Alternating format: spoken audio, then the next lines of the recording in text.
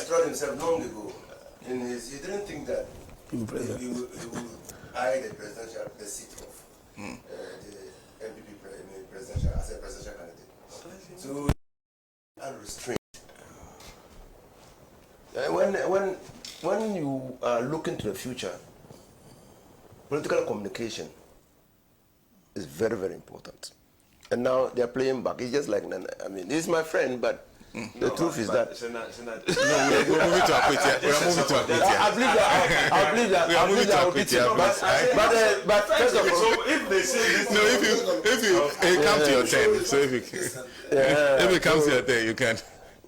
You see, the Akwetia matter, the dynamics have changed. And I have seen polls conducted by Musa Dankwa and some other persons who are saying that the NDC candidate, who is a lawyer, will win the elections. And many things are playing out. The dynamics of the constituency itself is showing in this matter. The MPP themselves have departed from their convention of picking their candidate from Wenchi, which is their stronghold. And so that leaves that place open for contest. And so the NDC candidate Bedu is cruising to victory. NDC needs the seat because, as a Democrat, I believe that people must have the power to elect those who they want to represent them in Parliament. And Apia Dankwa said it, government must be with the consent of the governed. And so, and the NDC is in power, and the good works of the Mama administration is beginning to show. The people of Akwetia will want to be part of these good works, will want to show that they, when it mattered most, also elected to be on the side of Mama. So many things are happening, and I would not be surprised if the margin of victory is so decisive in favor of the NDC on the 2nd of September. I myself am looking for opportunity to go on Monday and walk around that area, especially in the Zungus, to see what I can do to show up the chances of Biden having a decisive victory. Now that leads me straight to Tamale Central. Again, on the 6th of September, the primaries will be held in the Tamale Central constituency to determine who succeeds our brother, comrade, friend, who died under tragic circumstances. Initially, the party had thought that because of the circumstances surrounding the death of our brother, the party and its stakeholders, and particularly the stakeholders in the northern region, must sit down to see who can go and complete, who they can support, especially when the MPP said they were not going to contest that seat. Who can go and complete the term of Alhaji Dr.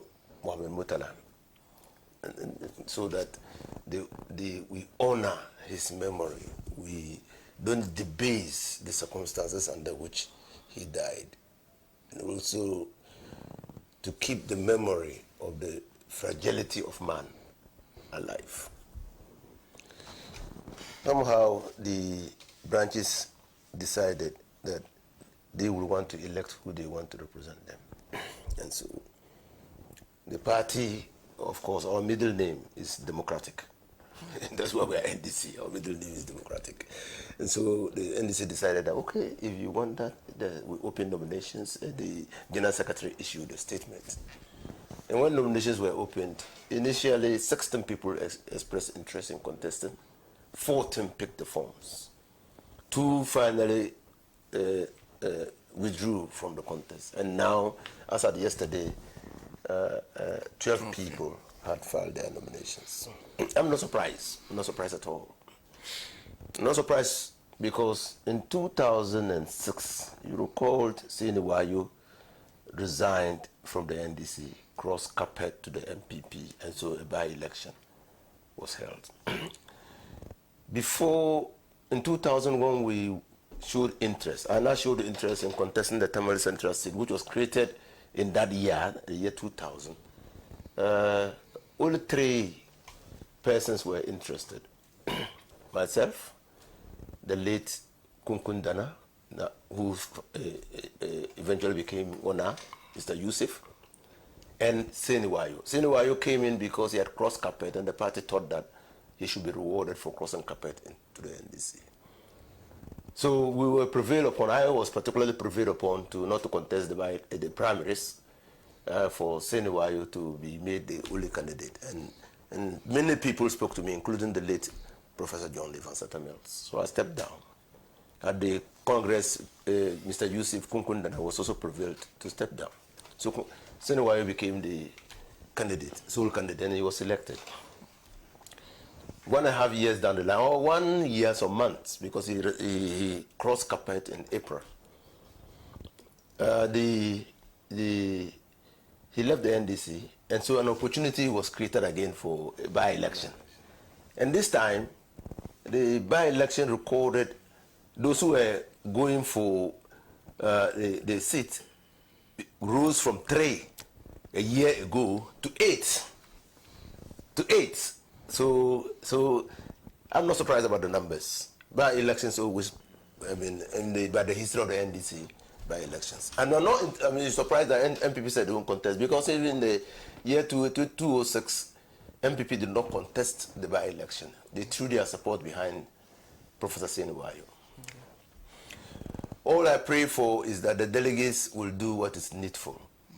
Elect a person who can continue with the good works of Comrade Mutala and ensure that the party's unity, singleness of purpose, the memory of our cherished MP is not debased by needless rancor and politicization or politicking. And hope that on the 6th of September, when the delegates are called to action, they will look at the general interests of the party in ensuring that we create opportunities for those who are deserving to emerge to lead the party going forward. Now, the contest somehow is fluid and funny. And it is hovering between the former mayor of Tamale and then a professor of the University of Ghana, Professor Alidu.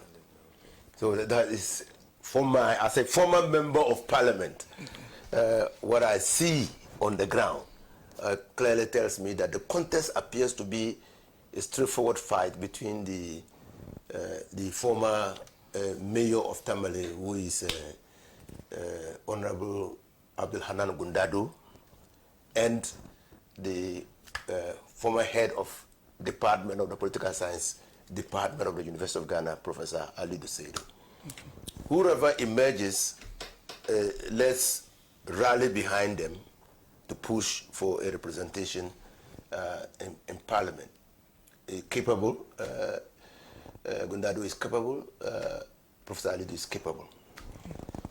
I would have thought, if I were given an opportunity, to be honest with you, with what the chairman of the party had said, this is the first time ever in the history of Tamale Central that ladies have shown interest. It's a deeply conservative society. Okay. Deeply.